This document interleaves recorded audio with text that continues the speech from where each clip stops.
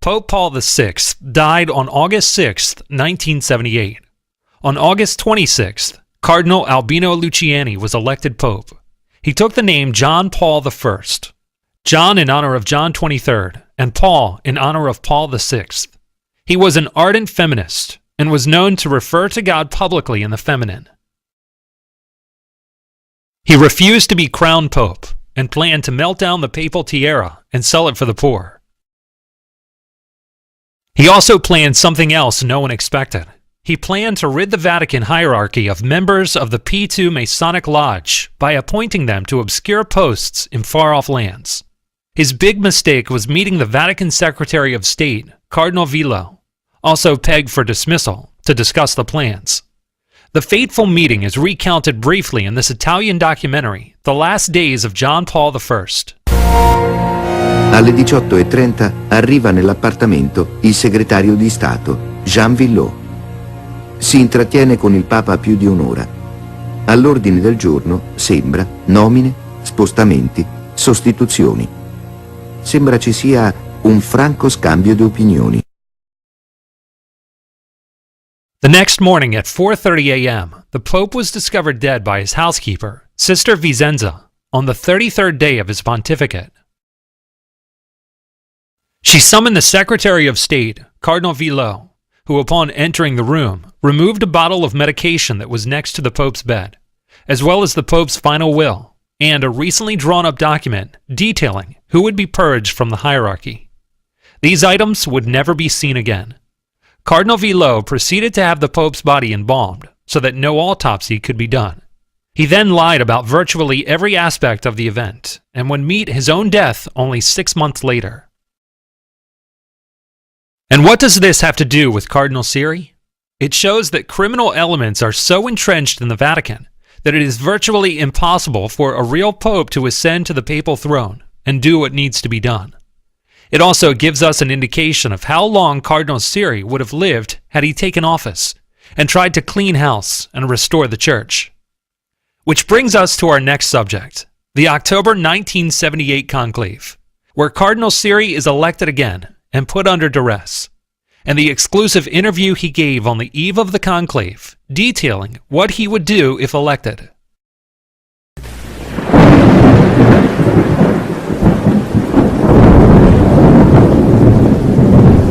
In October 1978, 20 years after he was first elected Pope and prevented from exercising his office, Cardinal Siri will enter the conclave for the fourth and final time. In the days leading up to the conclave, Cardinal Siri is portrayed negatively in the media. It is repeatedly reported to an emotional public that he criticized the recently deceased Pope John Paul I. With major publications like Time and Newsweek joining in on cue, one has to wonder how organized and powerful a force it was that wished to prevent Cardinal Siri from taking the papal chair and restoring order in the church.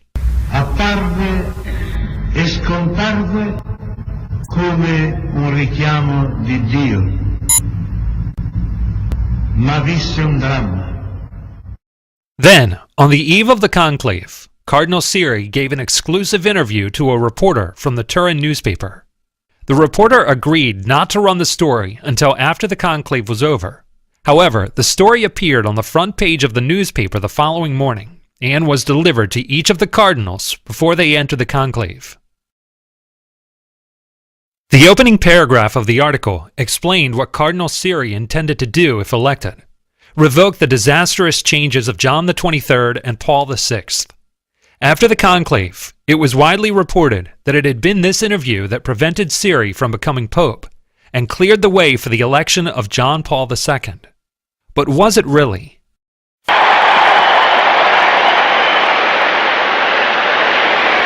Habemus Papam!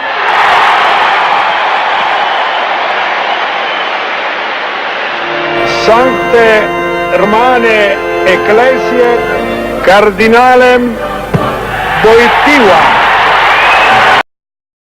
More revelation on the extent to which a Siri papacy was sabotaged was given by Vatican insider Malachi Martin in one of his final interviews. In the interview, Father Martin was asked about who else could have been elected instead of John Paul II, and the audience is treated to a most shocking reply.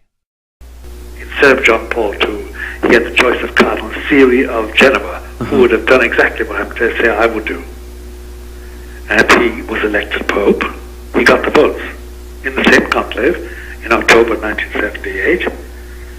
And he was told by a little handwritten note that if he accepted, he would die, and his family would die. So he refused the pontificate.